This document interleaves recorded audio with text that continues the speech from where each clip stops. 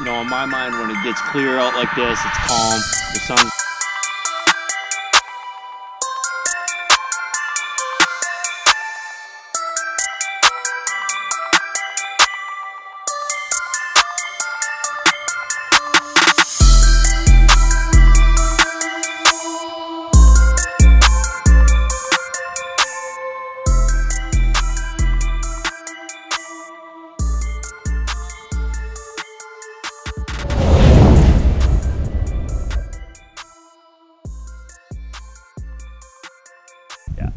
All right, so everything that you're doing wrong with the chatterbait, first off,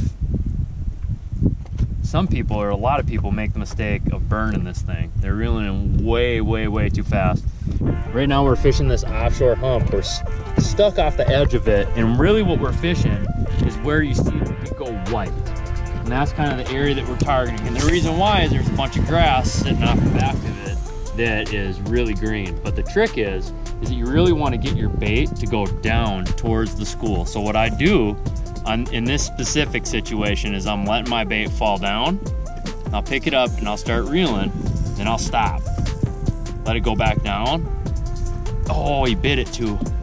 Let it go down and then pick it up again. And I'm just reeling it just barely enough to make it vibrate. I'll let it fall. And you would be surprised how many bites you get on that fall. You can fish this deep if you want to. I'm throwing this on 17-pound test fluoro. Ooh, god dang, he's coming up and swiping at it. You'll catch a lot of pike doing this. That's kind of the unfortunate part. But the bites, some of the bites that you'll get as far as largemouth go, they'll be big. Ooh, you see that? Follow it all up with the boat. So one thing that largemouth will do is they'll track your bait. They most definitely will. And when they start doing that, it's really important to play this cast all the way up to the boat. I've caught a lot of bass on this bait right there at the bottom of the boat. They'll follow it up. Even when they miss it, guys, even when they miss the bait, you still want to fish it. Like if you miss a fish, the best thing to do is to honestly just slow down again, rip it through grass and go back to doing what you were doing, because oftentimes they will come back to get it. And they'll come back and hit it good. There you go. Oh, come on. So I'm just letting this thing fall. I'll show you one more time. So I'm gonna take it, cast it out, and this is in like 12 feet with a half-ounce chatterbait. 12, 16 feet. I'm just gonna let it fall. Not really sure how long I let it fall, but somewhere into about right now, once I see my line, and I'm watching my line the whole time, now I'm slowly reeling it in, nice and easy. And if I get caught on grass, that's fine. If I don't, and I don't feel any grass for the first 3-4 cranks, I'll let it fall even further and continue on. No grass, all right, let it fall. Crank it in, no grass, let it fall.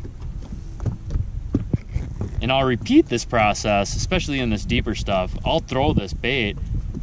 I'll repeat this process several times. And oftentimes, there he is.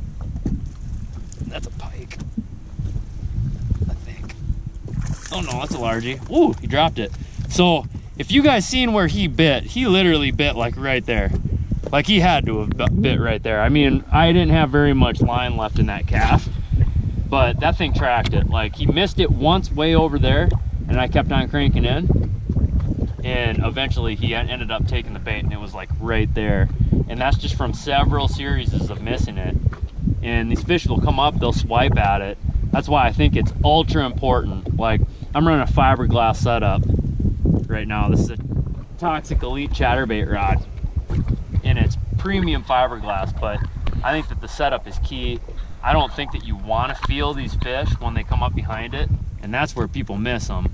So that's where this setup is extremely helpful, because you don't feel the bite, and that's kind of the point of it. Fiberglass dims down that sensitivity big time. I mean, for being a fiberglass rod, this has really good sensitivity, but it does not have the sensitivity of a graphite, that's for sure.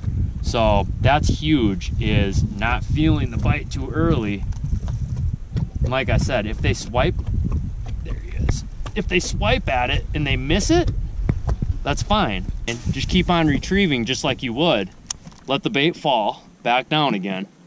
Let it rip through some grass, and it's a really good chance that he'll come back and eat it again. So I'll let it fall. And I can kind of see my line go tight once it gets far enough down. And it's gonna be just here and there, a wind, let it fall. This is just a different way to fish it, man, and this works like this isn't just this lake. I've done this on like a ton of different lakes, and to be honest, it just gives these offshore fish, I think, a different look. They're so used to having T-rigs, jigs, jig worms being thrown on them that this just gives them a different look from a bottom contact bait. Now, when we started on this hump, that's what we started with, was like jig worms and that type of stuff, and we could not get bit. So, and I think a lot of it had to do with location, but whenever you get around fish that are really negative, sometimes the only thing that you can do to get them to bite is to turn them on with something to make them react. And so this chatterbait's really good at that, puts off a ton of vibration. I'm using a jackhammer chatterbait, and I think what I have on here is like a Z-Man razor shad for the trailer. It's got to be my favorite trailer just because of the durability of it. It never wants to fall apart. But when I am running this thing, I really want it to rip through the grass, and that's where that jackhammer changes the game. It's just so much better at coming through grass than most of the chatterbaits on the market. Like, see, we got a foul cast here, but that rarely happens. Those foul casts cost you bites in the end. So if you get caught up in the first piece of coontail that you go through and you can't rip your bait through it, that cast is dead. I don't know how big he is, but oh, never mind, he's not huge, but he works. Yeah, okay.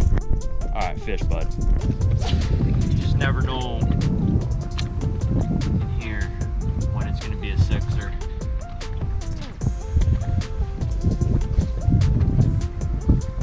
That's a giant, I think. It felt like it when it bit.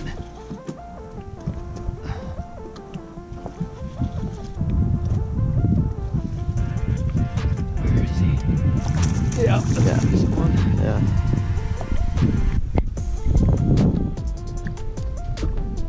Oh my god.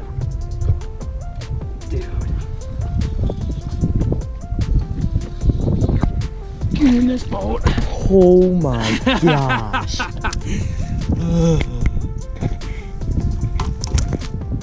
Oh my gosh. Hey, look at that, dude.